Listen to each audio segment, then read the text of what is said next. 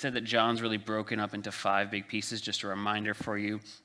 The first is this prologue piece where John really presents Jesus as the created one. He presents him as God, and then he presents these different themes that are going to come out throughout the book. We talked about light and darkness. We talked about that word belief being rejected by his own people.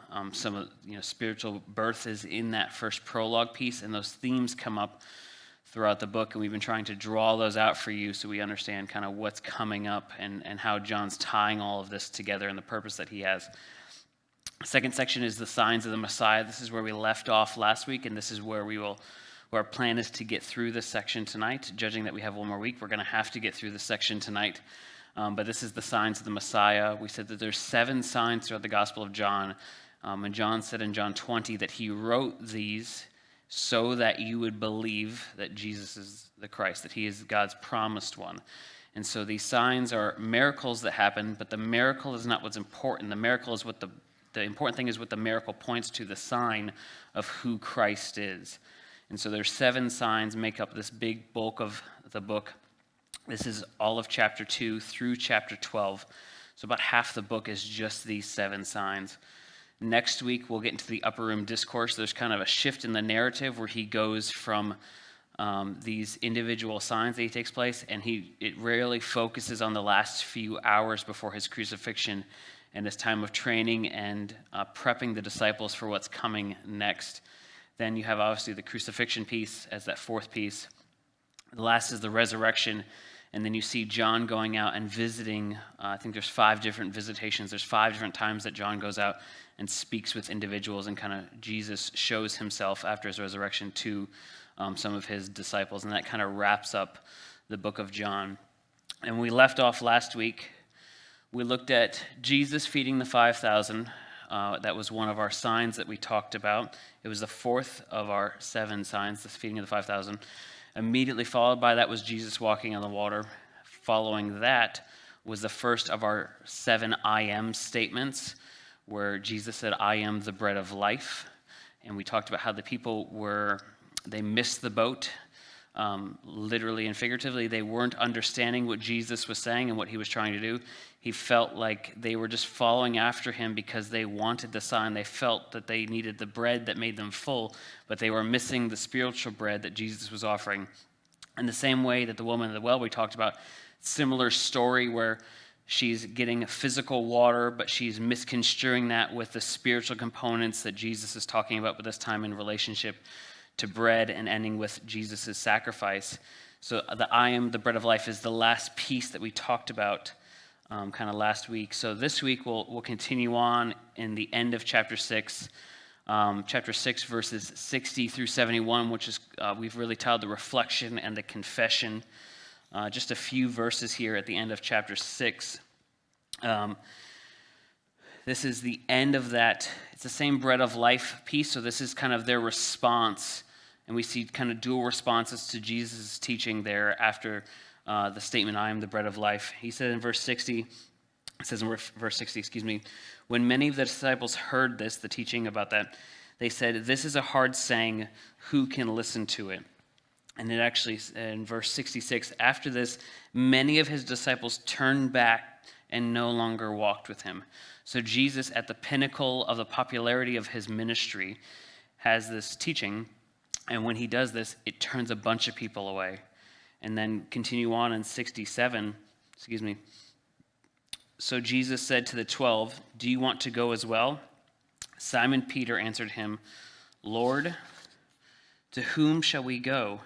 You have the words of eternal life, that theme that we've been talking about, life. And we have believed and have come to know that you are the Holy One of God. Again, the whole point of the sign is for this moment. And so the 12 are getting it to some extent. They're not getting it fully. There's pieces that they're missing, and we'll see that. We've seen that in some of the other books where, like, Jesus is talking about his death, and they're like, where are you going? And, like, they don't get it. But they're starting to understand more about Jesus' identity, who he is, and through these signs, they're getting that. So we have kind of the rejection of the major crowd and then the confession of the disciples here as the conclusion of chapter 6. Chapter 7 For the most part, all of chapter 7 seems to be really one kind of thing. There's a bunch of little pieces. If you have like a study Bible, it has those pericopes, those little titles at the top of it. There's quite a few different ones, but it seems to be like it's all about these conflicts at the Feast of Booths. So it's like one kind of narrative piece that's happening, and that takes up the majority of chapter 7. If we were to look, Jesus, again, here is confronted with mounting opposition, and we see first from his family, and then we see from some of the religious people. Now, this is at the Feast of Booths, so the Jewish Feast of Booths, which is also called the Feast of Tabernacles. It was celebrated in September or October, so close to the time frame of the year that we're in, a little bit past that, 2 months prior to the Feast of Dedication. It's called the Feast of Booths because people lived in leafy shelters to remember God's faithfulness to Israel during the wilderness wanderings. Remember when we read through Leviticus, this was part of that, where there's references in Leviticus and even Matthew where after the wandering through the wilderness, they remember God's faithfulness, keeping them safe through 40 years of wandering through the desert. And so they do this as like a memorial to that time of God's provision. It was also a time of celebration and thanksgiving for the harvest. So the harvest and this happens around the same time of year. The Festival of Tabernacles was one of the 3 great Jewish feasts, and Josephus, the historian, calls it their holiest and greatest feast. The feast also signifies that God is dwelling with his people. Interesting that this is the time period where Jesus is having this conflict, a time of celebrating that God is with his people and they're rejecting him. Now, at the beginning there's some conflict between him and his brothers. His brothers basically give him a little bit of attitude. In verse 3, he said, "So his brothers said to him, 'Leave here and go to Judah, that your disciples may also see the works that you're doing. For no one works in secret if he seeks to be known openly. If you do these things, show yourself to the world.' For not even his brothers believed in him." So Jesus is taking somewhat of a covert method, right? And his disciples are like, or his brothers are like, "Well, if this is true, why not just tell everyone? Wouldn't it be great for everyone to know what you are and what's going on?" And so they're kind of giving him some pushback. Jesus basically says, "I'm not going up to the festival." Now, when you look at that, he then goes up to the festival. And so you're like, did Jesus lie to his brothers? Like, what's going on here? When you translate it, Jesus' statement, "I'm not going up to the festival," should not be taken as a mistake by John or a falsehood by Jesus. It could also be translated, "I'm not now going," which means I'm not going up there with you. So they're wanting him to go with them in their way. Jesus says, "I'm not going up there in that way with you," is how it's best understood. Jesus did not go up to the festival in the way his brothers were suggesting, for they wanted Jesus to manifest himself to his contemporaries for secular reasons. And again, Jesus, the same kind of thing, like, my time has not yet come. I'm not going to do it the way that you're suggesting. The story picks up. We'll start verse 14. After the middle of the festival, Jesus went up to the temple and began teaching. So this is about 3 days after his brothers have gone up. Festival's a week long, so we're about the middle of the festival. The Jews therefore marveled, saying, "How is it that this man has learning when he has never studied?" So Jesus said to them, "My teachings are not my own, but him who sent me. If anyone's will is to do God's will, he will know whether the teachings are from God or whether I'm speaking out of my own authority." So one of the things we see here is that part of doing God's will is believing and trusting in the teachings of Jesus. You can't separate those from one another. We talked about that in another place too, where the scriptures and Jesus both have the same testimony, so you can't accept one and reject the other. Scroll down a little bit to verse 19. The people are responding to him and said, "Has not Moses given you," Jesus is saying, "Has not Moses given you the law? Yet none of you keeps the law. Why do you seek to kill me?" The crowd answered, "You have a demon. Who is seeking to kill you?" Jesus answered them, "I did one work, and you all marveled at it." So again, we have them viewing Jesus' work possibly in a wrong light, calling him that he's saying having a demon possess him. I think some of that's because they're having they are having that same confusion we've talked about before, where Jesus is making a spiritual statement and they're taking it literally. This happens all throughout the book of John. The woman at the well, again, easy example. I'll give you a living water. She's like, I would love that, so then I don't have to come out here and be embarrassed every day and draw water from the well. That's not what he's saying. So here, verse 20, calling Jesus demon-possessed is calling light darkness. So this is a flip of the theme that John's been proposing the whole time.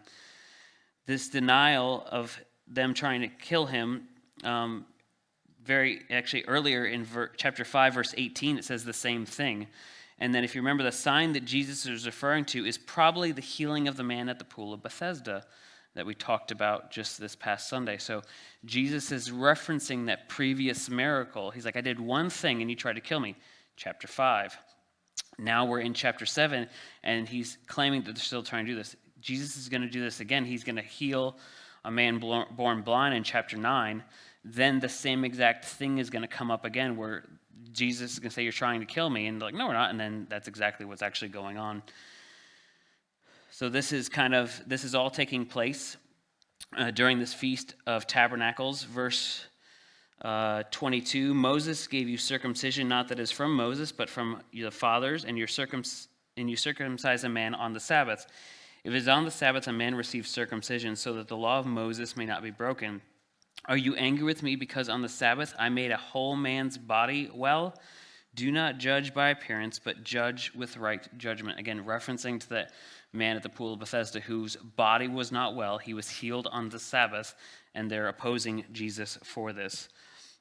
25 and 26, some of the people of Jerusalem therefore said, it is not this man whom they seek to kill, and here he is speaking openly and they say nothing to him. Can it be that authorities really know that this is the Christ? So what's happening here is the people were confused by the inaction of the religious leaders. They felt that if Jesus was in fact deceiving them, then he should be locked up. If he was the Messiah, he should be accepted. And the religious leaders are saying he's not the Messiah, they're rejecting him, but then they're not actually doing anything about it. So the people are confused because the religious leaders are double speaking in a sense. Their talk is not matching what they're doing. Compared to the people's understanding of Jesus, this is similar to what happens in the beginning of the Gospel of John, where some of the same confusion. Verse 30, it says, so they were seeking to arrest him, but no one laid a hand on him because his hour had not yet come. Yet many of the people believed in him. They said, when the Christ appears, will he do more signs than this man has done? Again, we're not trying to kill you. We're not trying to do anything. Then they try to take him, and he's like, I told you so. It says that some people believe, but when you look at it, it doesn't seem like they actually believe. It means a tentative belief. It's not absolute. So they're kind of like, even in the way they make that phrase there, when the Christ appears, will he do more signs than this man has done? So like even they're not entirely sure. So when it says belief for this group, I would not ascribe it the same way that we've talked about belief in these other people. They're starting to lean that way, but they haven't actually gone all the way to following Jesus. The Pharisees, in verse 32, the Pharisees heard the crowd muttering these things about him, and the chief priests and the Pharisees sent officers to arrest him. Again, I'm not doing anything, and then they do exactly that. Jesus talks about, he said, I will be with you just a little bit longer. Basically, the idea is that his time is about to come, and the nation only has a little bit of time to decide what they're going to do with Jesus until ultimately he goes to the cross. Verse 37 through 39 on mine says, rivers of living water. This is another piece under the same conversation. On the last day of the feast, the great day, Jesus stood up and cried out, if anyone thirsts, let him come to me and drink. Whoever believes in me, as the scripture has said, out of his heart will flow rivers of living water. Again, similar kind of sayings from John chapter 4 that he talked about with the woman in the well. If you do some research on the Feast of Tabernacles, the Feast of Tabernacles was celebrated with certain festival rituals that were a part of that. One was a solemn procession each day from the temple to the Gihon springs. A priest would fill a gold pitcher with water, while a chorus sang part of Isaiah 12, verse 3. Then they would return to the altar and pour out the water. This ritual reminded them of the water from the rock during the wilderness wandering. So remember, Moses was getting yelled at by the people because they had no water. Moses tapped the rock, and water flowed out of the rock. This is done in remembrance of that as part of this wilderness experience during this Feast of Tabernacles. It also speaks prophetically of the coming days of Messiah. If you look at Zechariah 14, verse 8 and verse 16 through 19. Again, one of those great books that we enjoyed so much reading, but then this gets referenced all the way over here in John and brings it back up.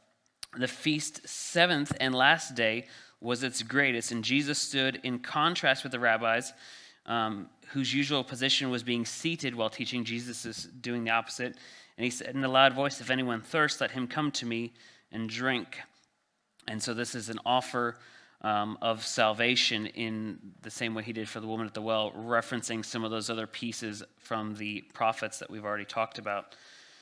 This, again, causes some issues with the people. Division among the people starts in verse 40. When they heard these words, some of the people said, "This is really a prophet." Others said, "This is the Christ." Remember, we said prophet was kind of a nice term, but it wasn't a full, complete understanding of who Jesus was, so there's still some confusion in there. Verse 43, so they were divided among the people over him. Some of them wanted to arrest him, but no one laid hands on him. And then even Nicodemus, I believe it is. Yep, Nicodemus comes up in the last part of here when the Pharisees are talking, and Nicodemus just barely stands up for Jesus, and they insult him, and the Pharisees call Nicodemus. He's like, "Are you from Galilee too?" We're like the same thing, nothing good can come out of Galilee. And so they ascribe these same characteristics to Nicodemus now, as he just stands on his tippy toes just a little bit against them. Now we come to the rest of chapter 7 and chapter 8. Chapter 7, verse 53 through 8:11. This is the woman caught in adultery. Now, you may have some notes in your Bible. We're gonna go over this briefly, and then we'll talk about some details of this. There is some considerable doubt that this story is actually part of John's gospel. If you look back at some of the oldest manuscripts, it's not there. But in its inclusion, there's nothing that is in opposition to sound teaching. And so some Bibles have it, some translations don't. Some have parentheses around it. Maybe yours does. Mine had a parentheses around it just to let you know. There is debate about it. There are some, I looked at 3 commentaries, and they were kind of split on where to go with this. And so we're going to cover it because we're not absolutely sure. But just a note for you, there's some question on whether it was part of John's original gospel or whether it was added in extra later on. And so we'll just go, just as kind of a note for you. I think we're pretty familiar with the story. And I think I lost my notes for this.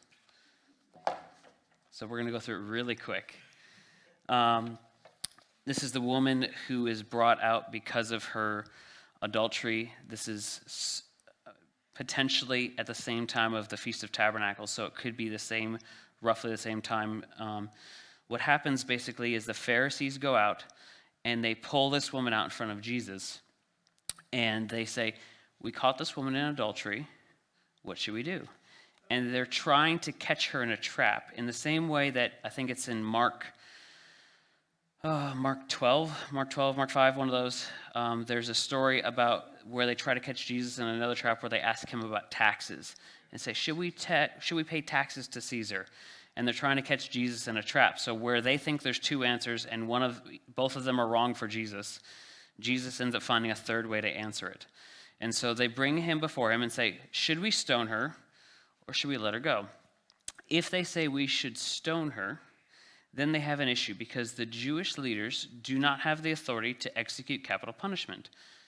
Part of the reason we know this is because they have to go to Pilate to get Jesus killed. So they don't have the authority to do that. So then he's opposing Rome. If he says you shouldn't kill her, then he's opposing Moses, and he's opposing the law. So Jesus does like this kung fu thing on him, and I don't have the verses, but in Deuteronomy 16 is the reference that the Pharisees are making, where he says they're supposed to be stoned because of their adultery. In Deuteronomy 19, I think it's verse 6, there's another passage that says, if you bring someone to court basically with malice, then you get stoned with them. And so Jesus catches them in this catch-22. The other problem is, if the woman's committing adultery, that means there's another person. They didn't bring the other person. And so it shows their intent to try to catch Jesus in only bringing one of the party and not the other. And so Jesus does this kung fu move, and he's like, okay, here, if you're bringing this woman on faithful grounds, right, then go ahead. But then they would in fact be breaking the law too, because he's already revealed their motives in bringing the woman before him. And so we have this story here of the woman caught in adultery.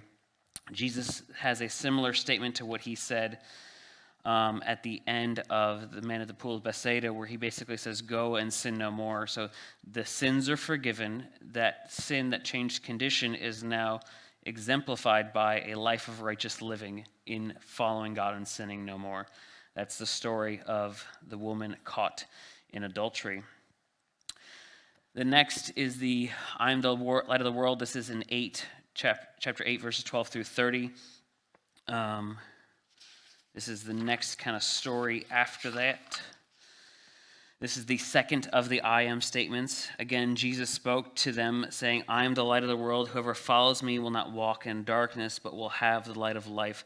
So the Pharisees said to them, you are bearing witness about yourself. Your testimony is not true.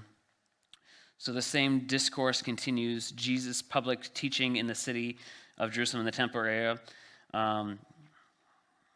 This is possibly wrong too. Oh no, this is later.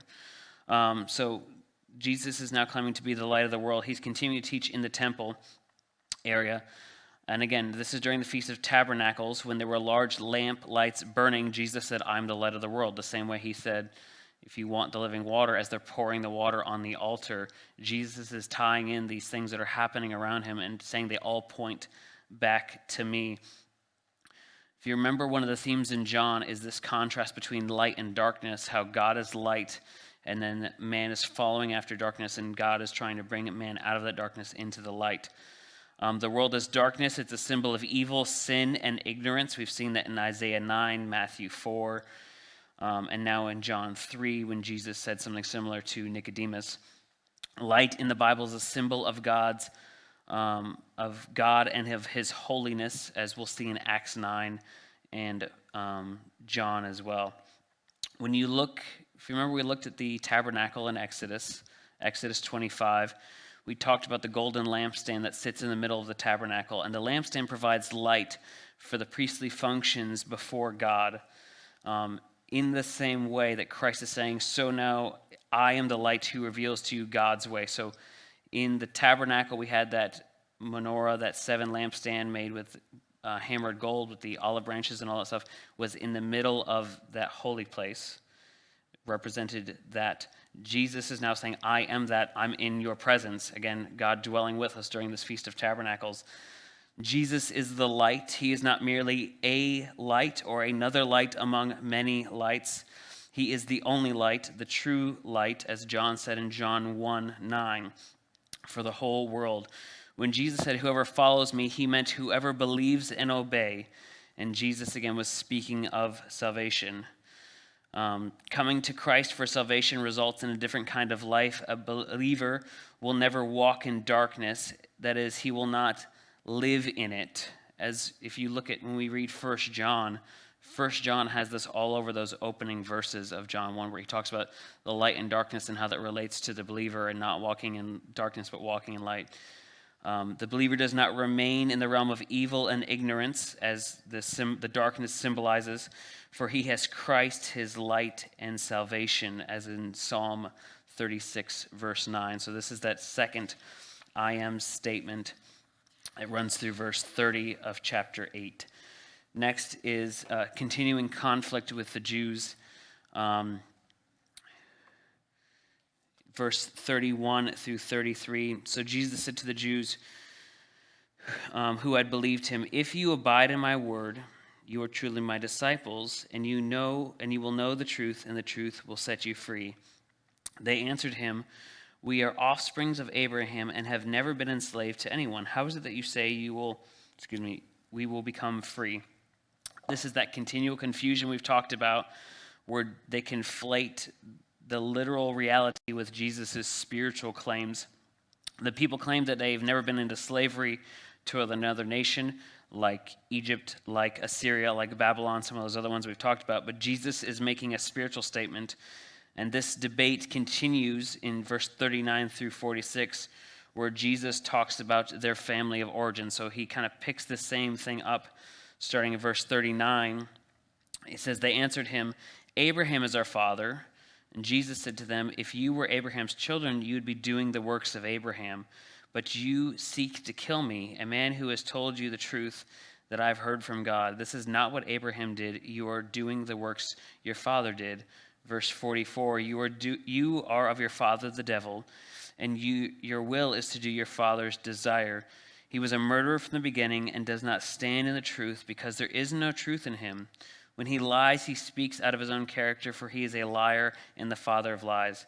This is again similar to the conversation that Jesus had with Nicodemus in John 3, talking about the need for spiritual rebirth and how, depending on who's your father, depends on how your character is, what your actions are like.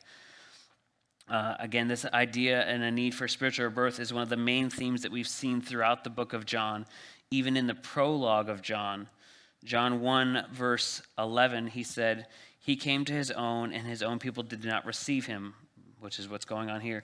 "But to all who did receive him, who believe in his name, he gave the right to become children of God, who were born not blood or the will of the flesh, nor the will of man, but God."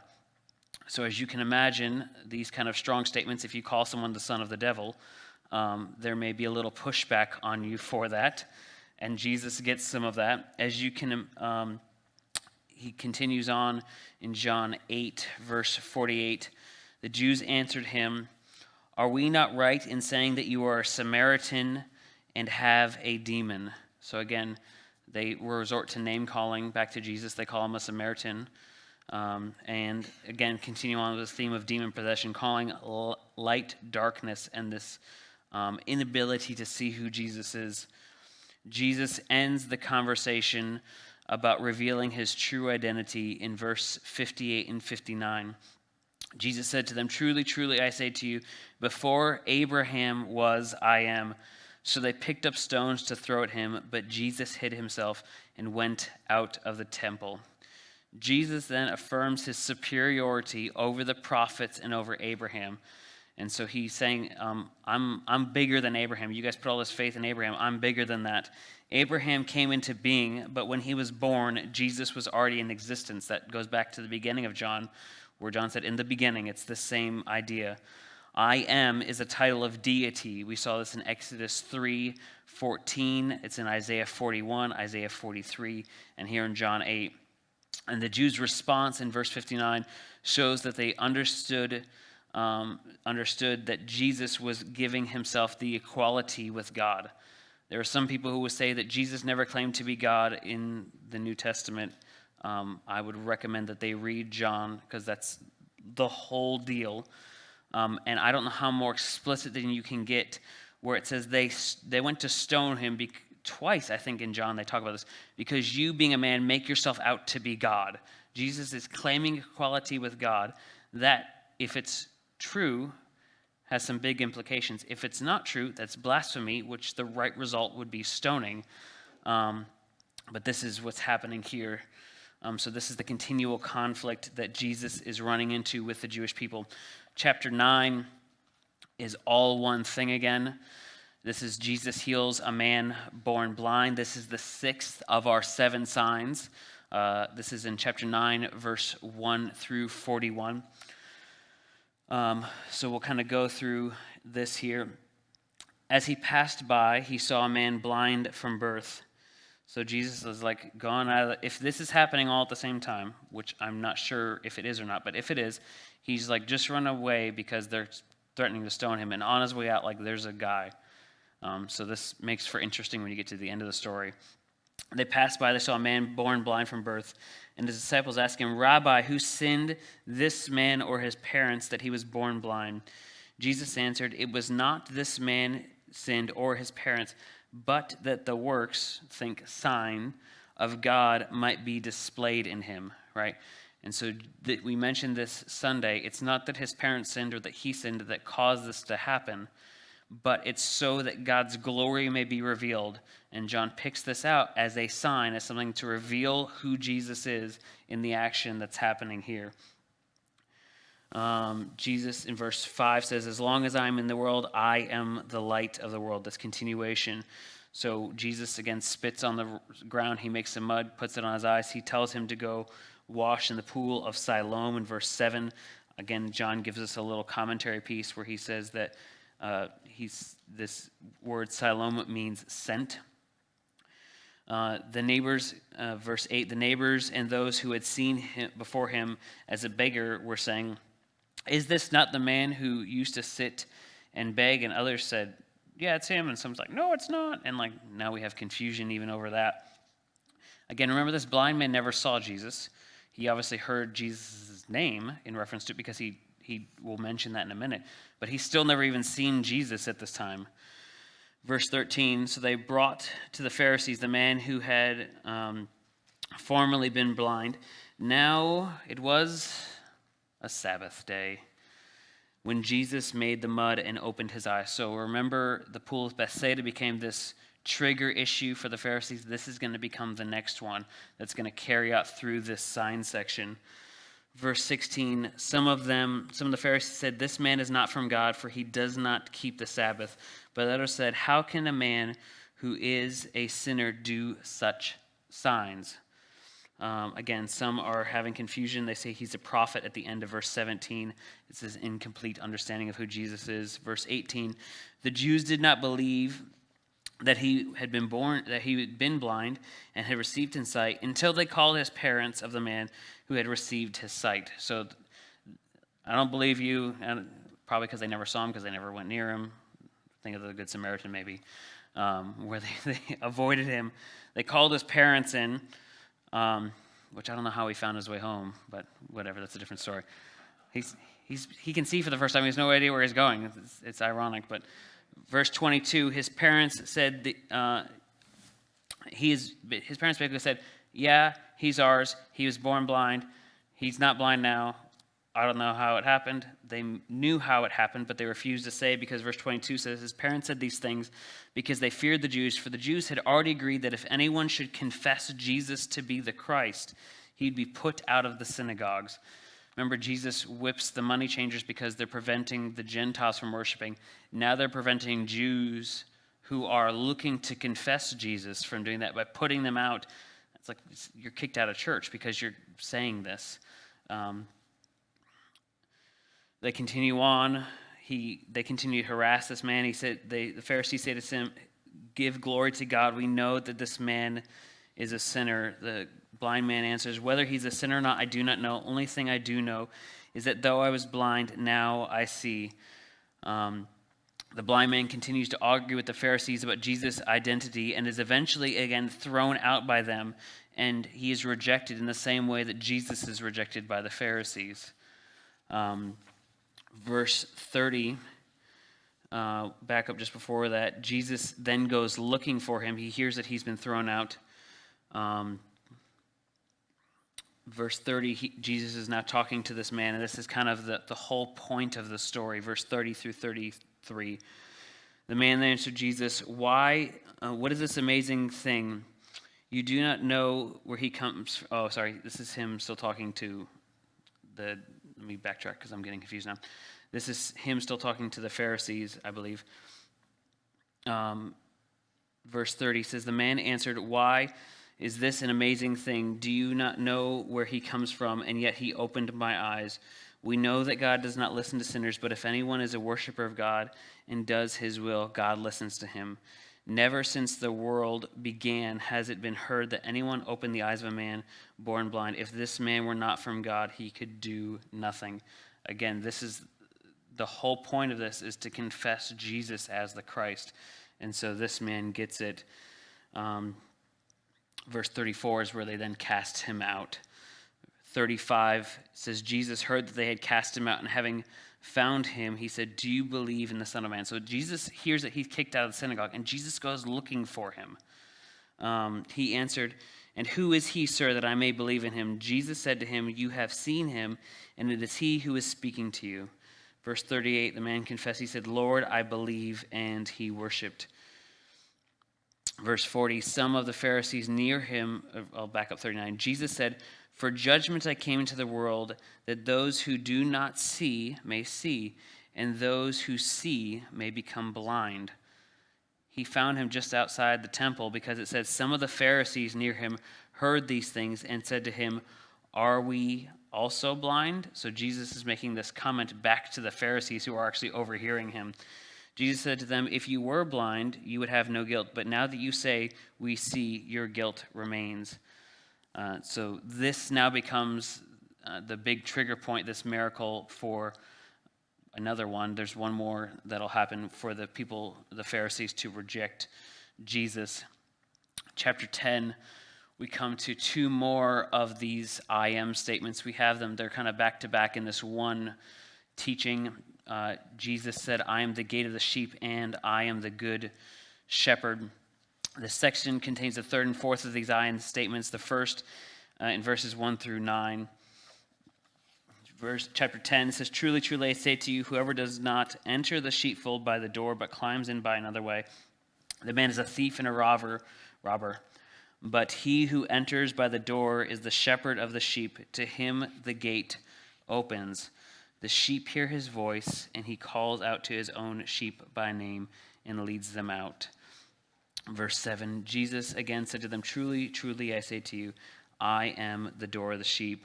All who come before me are thieves and robbers, but the sheep did not listen to them. I am the door. If anyone enters by me, he will be saved and will go in and go out. The sheepfold was commonly a courtyard outside or beside your house, and bordered by a stone wall. If you have a dog and you have a fence in the backyard, same thing, but you replace that dog with sheep and they stay outside. In which one or several family members kept the sheep, although caves were sometimes even used, or natural formations were used as kind of this barrier. Such sheepfolds may or may not have had a formal door and would have been guarded at the entrance by a gatekeeper who had been hired to stand watch, or been guarded by the shepherd himself. Jesus here in this I am statement is saying that he is the only way by which one can become part of God's people, i.e. Jesus' flock.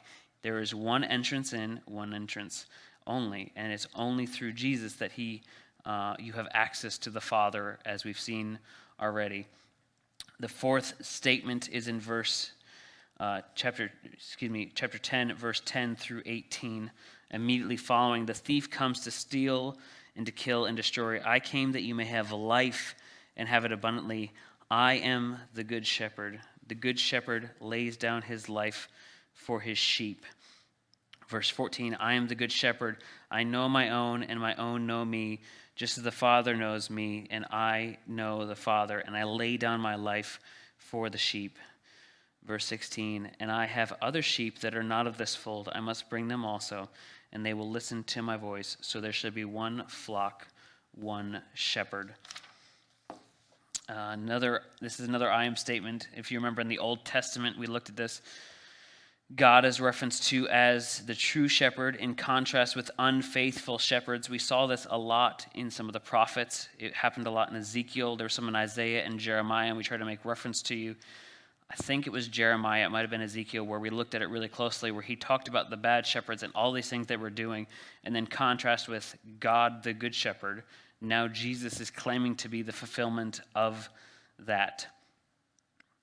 If we look, it also kind of references back to David, or the fulfillment of this Davidic Messiah, who is pictured as a good shepherd. So David is a type of Christ, where part of David's life represents what Christ will be. The reference to the good shepherd who lays down his life for a sheep should call to your mind young David, who literally risked his life for his sheep in 1 Samuel. But Jesus then surpasses that of David in that he gave his life on the cross for all of his sheep. And so this is kind of the the meaning of this I am statement. Again, Jesus is the good shepherd who lays down his life for the sheep. He's also the lamb who lays down his life as the sacrifice. And so Jesus is kind of both of those pieces. The theme of the division comes up in verse 19. There was again a division amongst the Jews because of these words. Many of them said he has a demon and is insane. Why listen to him? Others said, there are not the words of one who is oppressed by a demon. Can a demon open the eyes of the blind? So referencing back to that last miracle that we looked at. Again, these statements are a response to Jesus' teaching. Again, can cause for confusion because the people cannot reconcile in their mind Jesus' sign, the healing of the blind man, with his sayings. And that will continue to be the issue. I and the Father are one is the rest of chapter 10. These famous sayings that you guys have probably heard of as you've read, even just through John before, or people have quoted to you, a lot of these coming up in the book of John. So I and the Father are one. This is in verses 22 through 42 of chapter 10. Verse 24, so the Jews gathered around him and said to him, how long will you keep us in suspense? If you are the Christ, tell us plainly. And John probably has a hard time writing this statement because he's like, I've been doing this since verse 1 of chapter 1. That is the whole deal. And they've been missing. He's like, if you're the Christ, tell us. And he's like, I'm God. He's like, stone him. And what do you want? What do you want from me? Verse 25, Jesus answered them, I told you and you did not believe. The works, the signs that I do in my Father's name bear witness about me. The signs bear witness about me, verse 25. But you did not believe because you're not among my sheep. My sheep hear my voice and I know them and they follow me. Jesus then claims equality with God again. I and the Father are one there in verse 30. I want to backtrack one hot minute, go back to the other section real quick because I forgot to mention something. Verse 16 and 17 says, I will have other sheep that are not of this fold. I must bring them also that they will listen to my voice, so they will become one flock, one shepherd. The Jews missed this, and the church struggled with this in the beginning. We'll see this in Acts. This is one of the statements recognizing that there'll be other sheep. One fold would be the Jewish people. The other fold would be the Gentiles. Soon those two folds would become one. Reference back to Ephesians 2, starting in verse 11. That's one of the things that Paul talks about. The mystery is now that the barrier between the two has been broken down, and in Christ there is one church, one body, and a reference here in John. Back to the I and the Father are one. The Jews picked up stones again to stone him. He's like, well, this is predictable because you've done this 2 or 3 times now. Tell me who you are, and then you do this.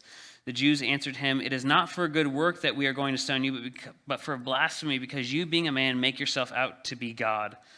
Again, so we have this problem here. Verse 37, Jesus continues, if I am not doing the works of my Father, then do not believe me. But if I am doing them, even though you do not believe me, believe the works, the signs, that you may know and understand that the Father is in me and I am in him.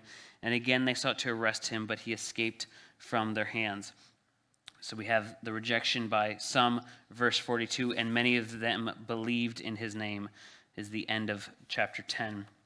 Chapter 11, Jesus raises Lazarus from the dead. This is our 7th and final sign that will kind of literally and figuratively put the nail in the coffin for Jesus. This climactic miracle of raising Lazarus from the dead was Jesus' public evidence of the truth of his great claim, I am the resurrection of the life. Death is the greatest horror which sin has pronounced. If we look, physical death is the divine object lesson of what sin does in the spiritual realm. So there's physical things that happen that have spiritual teachings. As physical death ends life and separates people, so spiritual death is a separation of people from God and the loss of life which is in God. Jesus had come so that people may live full lives, live life to the fullest, as he said. And rejecting Jesus means that one will not see life, as he said in chapter 3, verse 36, and that their final destiny is then, in fact, the second death. So if the life is not resolved here, it gets resolved later, and it's not a good kind of end for that.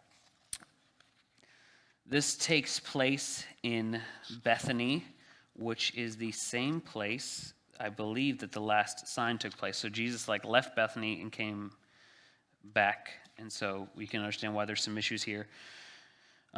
Lazarus had died. Jesus goes to heal him, not to heal him, but to raise him. There's some confusion, if Jesus had come earlier, he would have prevented him from dying. But Jesus is trying to say there's something greater happening, so the sign would be greater in that way. Verse 14, Jesus told them plainly, Lazarus has died. The disciples were confused because they also got confused when he said, he's asleep. They're like, oh, well, he'll wake up, he'll be fine. He's like, no, he's dead. And for your sake, I am glad that I was not there so that you may believe. Again, the purpose of this sign is so that you would believe. Jesus continues, verse 25, he said, I am the resurrection and the life. That theme coming up again, and another I am statement. This I am statement connected again with this sign. So some of those parallel with each other. Whoever believes in me, though he die, shall yet live. And everyone who lives and believes in me shall never die. Do you believe this? And he's talking to Martha here. She said to him, yes, Lord, I believe that you are the Christ, the Son of God, who is coming into the world. We see as Jesus is going, Jesus, it says in verse 33, he was deeply troubled and he moved in his spirit and he wept over the death of his friend Lazarus.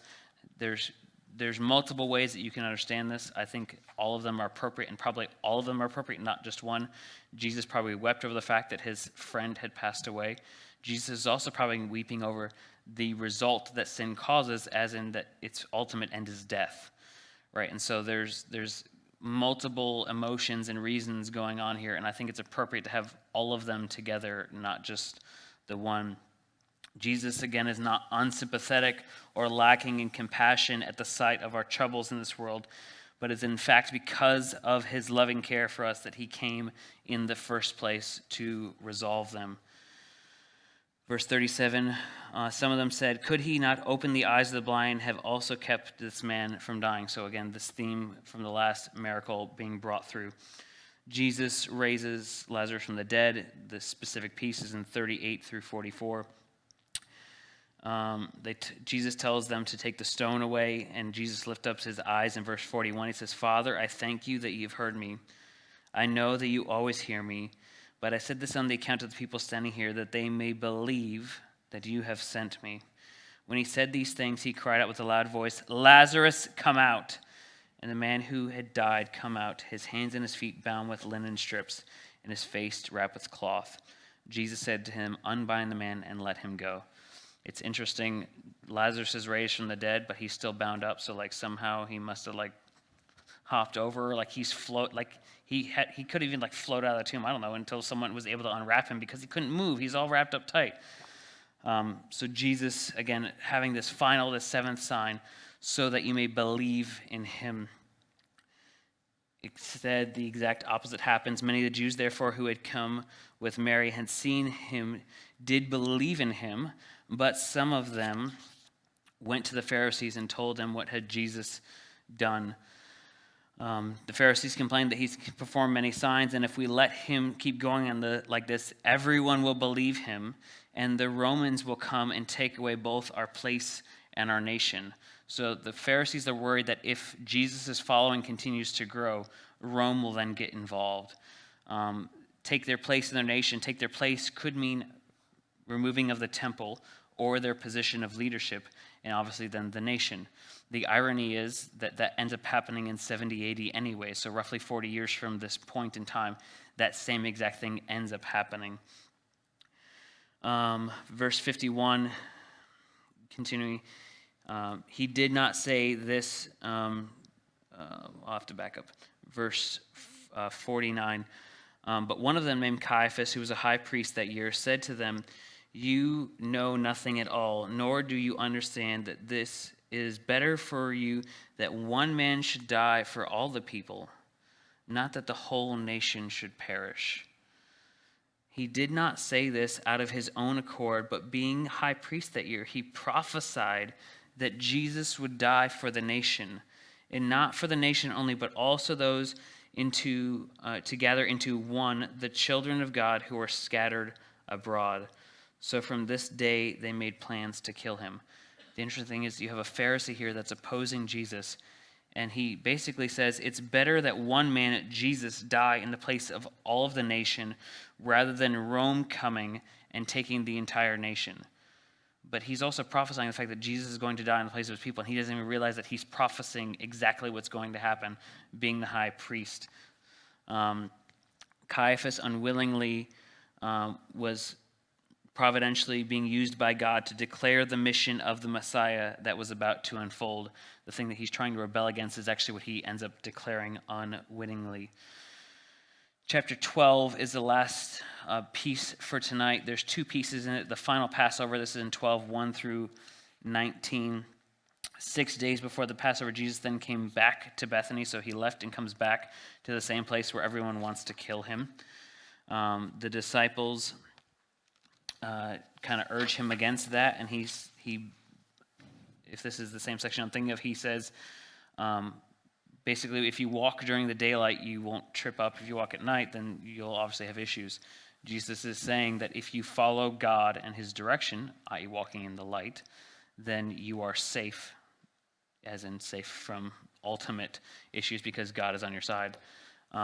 If you walk in darkness, then that's more to be feared than walking in the light.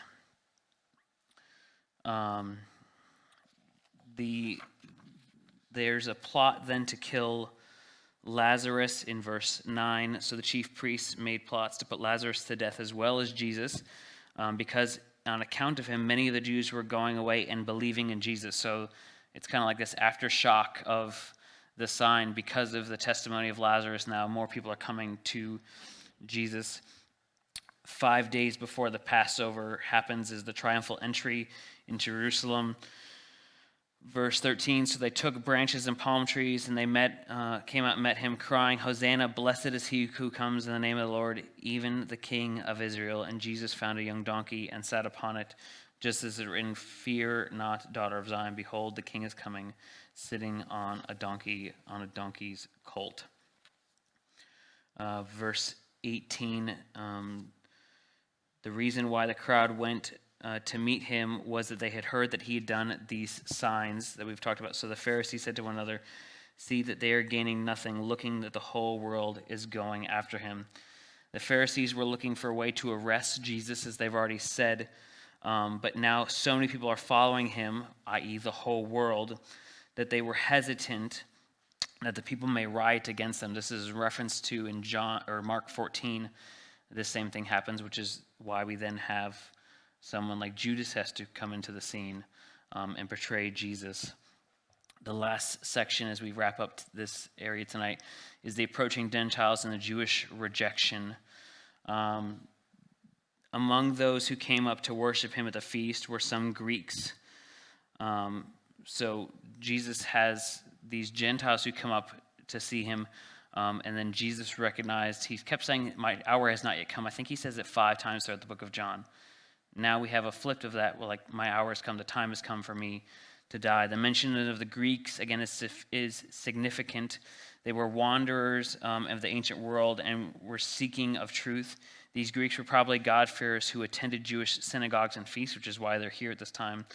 Their coming was symbolic of the coming of the Gentiles to worship the God through Christ, and we've referenced that in the sheepfold and the blending in of those two things already.